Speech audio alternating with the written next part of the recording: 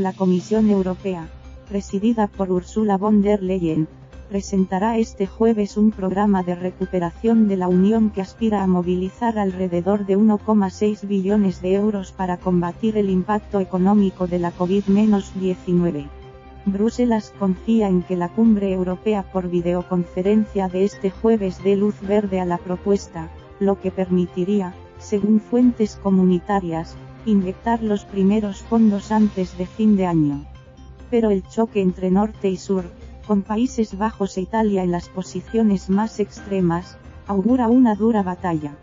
España y Francia advierten que, si no hay un plan común de reconstrucción, la pandemia resquebrajará el mercado interior europeo y desencadenará una competencia desleal en detrimento de todos los Estados miembros. El plan de von der Leyen se basa, tal y como adelantó Trending Bot, en un incremento sin precedentes del techo de gasto del presupuesto de la Unión Europea. El borrador del proyecto, al que ha tenido acceso este diario, prevé elevar el techo actual, del 1,20% al entorno del 1,30% de la renta nacional bruta, y añadirle otras 6 décimas de margen durante la fase más aguda de la crisis, vista entre 2020 y 2022.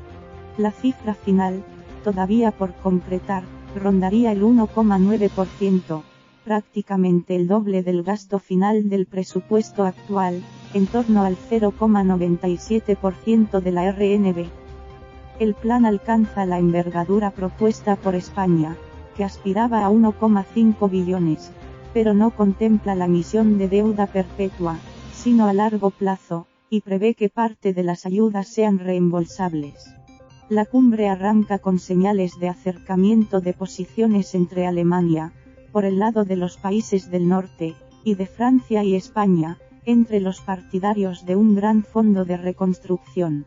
El gobierno neerlandés de Mark Rutte, contrario a cualquier trasvase de recursos, también parece haber rebajado el tono una vez que los eurobonos han desaparecido del debate.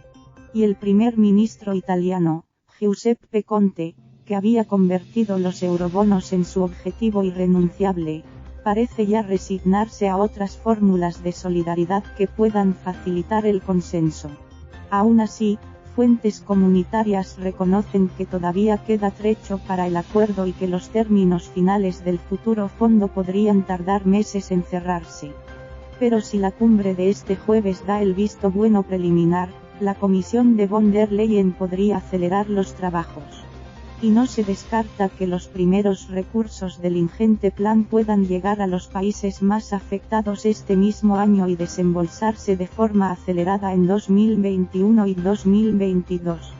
El plan pasa por la ampliación temporal del techo de gasto, generará un margen de maniobra presupuestaria para emitir más de 323.000 millones de euros en deuda, unos bonos europeos que se beneficiarán de la excelente calificación crediticia de la UE. Bruselas calcula que las diferentes fórmulas de apalancamiento de ese capital permitirá movilizar, al menos, 1,5 billones de euros. Pero no descarta que se supere esa cifra y se rebasen los 1,6 billones, cifra equivalente al 10% del PIB de la UE. Se trataría de la mayor operación de emisión de deuda comunitaria de la historia, multiplicando por 10 la emisión que se hizo en 2011, 29.000 millones de euros, para financiar los rescates de Portugal e Irlanda durante la crisis del euro. Por primera vez en este tipo de operaciones, además, no se trataría solo de financiar créditos a los Estados miembros sino también subvenciones a fondo perdido. Y una parte de la emisión, en torno al 10%, se destinaría a apalancar inversiones que podrían movilizar más de medio billón de euros, es decir, un tercio del plan. El plan recoge parte de las ideas planteadas en las últimas semanas por los gobiernos de España o Francia, aunque busca un camino intermedio para no provocar el rechazo frontal de Alemania o Países Bajos. Por lo pronto, el Fondo de Reconstrucción estaría anclado al marco presupuestario plurianual de la UE, tal y como había exigido Berlín. La propuesta también prevé que parte de las ayudas serán reembolsables para calmar, entre otros, al gobierno neerlandés de Mark Rutte. Pero la ambición del plan coincide plenamente con las demandas expresadas por España, que aboga por un fondo de 1,5 billones de euros, y por financiarlo en gran parte con la emisión de bonos con cargo al presupuesto comunitario, lo que permitirá aliviar en parte la carga de deuda nacional. Y en un gesto hacia Francia, la Comisión se muestra dispuesta a que buena parte de las ayudas, 200.000 millones de euros, se canalicen a través del llamado presupuesto de la zona euro, una ambiciosa propuesta de París que se había quedado reducido a una pequeña partida dentro del marco general. Bruselas, sin embargo, no propone la emisión de deuda perpetua, como proponía España, más que nada por las dificultades técnicas que plantearía, según fuentes comunitarias. A cambio, ofrece períodos de madurez variables, de entre 5 y 30 años, que permitirán atraer a una gama más amplia de inversores y dilatar los vencimientos de manera que nunca desborden el margen de maniobra del presupuesto de la UE.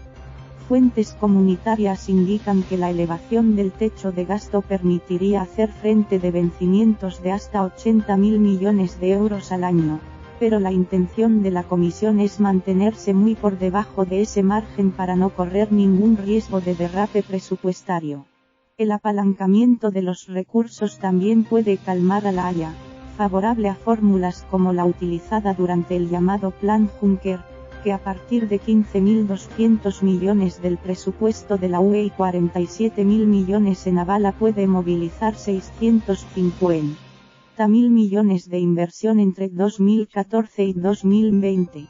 Bruselas se propone ahora utilizar una fórmula similar y multiplicar las ventanas de ese plan, rebautizado InvestEU.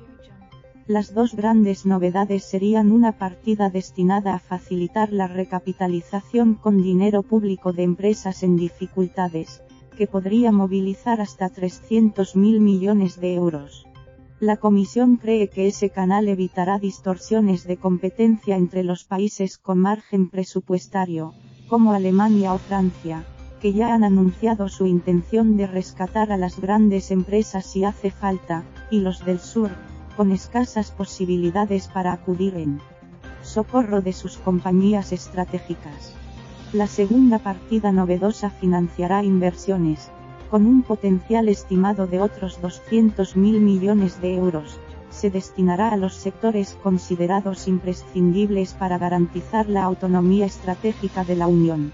Esa prioridad, hasta ahora no mencionada, pretende corregir la dependencia exterior de la UE que ha puesto de manifiesto la pandemia en sectores como el farmacéutico o de instrumental sanitario. A flote o hundidos, pero todos juntos. España y Francia redoblan la presión para que la cumbre europea por videoconferencia de este jueves dé la luz verde a un fondo de reconstrucción económica que inyecte recursos económicos masivos y de manera acelerada. Las delegaciones encabezadas por Pedro Sánchez y Emmanuel Macron advierten que, sin ese ejercicio de solidaridad, el impacto de la pandemia de la COVID-19 resquebrajará el mercado interior europeo y desencadenará una competencia desleal en detrimento de todos los Estados miembros. París ve tan alarmante la situación que no descarta buscar fórmulas de ayuda mutua al margen de la UE si Alemania y, sobre todo, Países Bajos vetan la creación del fondo. Es impensable que la recuperación económica de la UE y de la zona euro pueda lograrse sin ser solidarios económica y presupuestariamente, apuntan fuentes de El Elíseo. Esas mismas fuentes advierten que esa solidaridad es una cuestión moral, pero también pragmática porque si el mercado interior, que es nuestro motor económico, no arranca de nuevo, Europa tendrá grandes dificultades. Francia y España coinciden en que un arranque basado en los recursos de cada país abriría una peligrosa brecha en el mercado interior y generaría tales problemas de competencia desigual o desleal que sería difícil mantenerlo intacto. Hace falta proteger nuestro mercado interior, ha asegurado Nadia Calviño, vicepresidenta económica del gobierno español. No puede ser que unos países sean capaces de apoyar a sus países de manera más generosa que otros, ha añadido.